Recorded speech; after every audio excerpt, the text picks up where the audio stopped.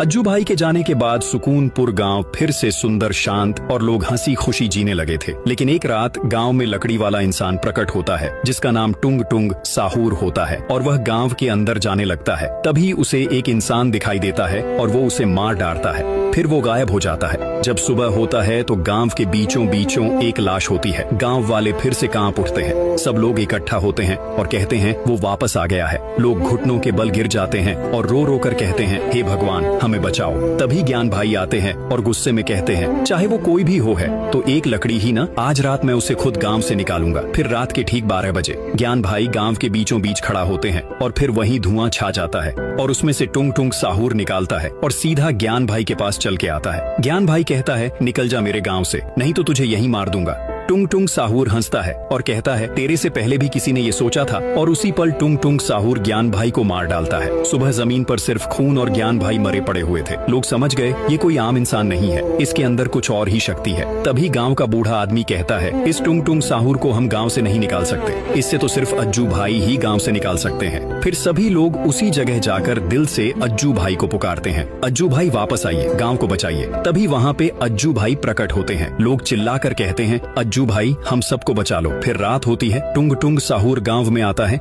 लेकिन अचानक अज्जू भाई उसके सामने आ जाते हैं। टुंग टुंग साहूर रुक जाता है। अज्जू भाई उसे पकड़ने जा ही रहा था। तभी टुंग टुंग साहूर हवा में उड़ जाता है। अज्जू भाई भी उसके पीछे उड़ जाता है उसे पकड़ने के लिए, लेकिन टुंग टुंग साहूर एक धुएं में छुप जाता है और फिर अचानक अज्जू भाई के पीछे आकर उसे एक जोर का वार करता है और अज्जू भाई जमीन पर गिर जाता है। आगे देखने से पहले अगर आप भी राई स्टार और अज्जू भाई के फैन हैं तो वीडियो को लाइक करते, चैनल को सब्सक्राइब करें और कॉमेंट में रेड दिल भेजे। अज्जू भाई जब उठता है तो देखता है कि उसका शरीर धुंधला हो गया है और जब वो अपने आप को छूता है तो हाथ उसके शरीर के आर पार जा रहा था। वो वहीं गिरकर रोने लगता है और जोर से चिल्लाता है। राई स्टार भैया उसकी आवाज सीधा उसके भाई के कानों तक पहुंचता है। सेकंड पार्ट देखने के लिए पार्ट 2 कमेंट करें।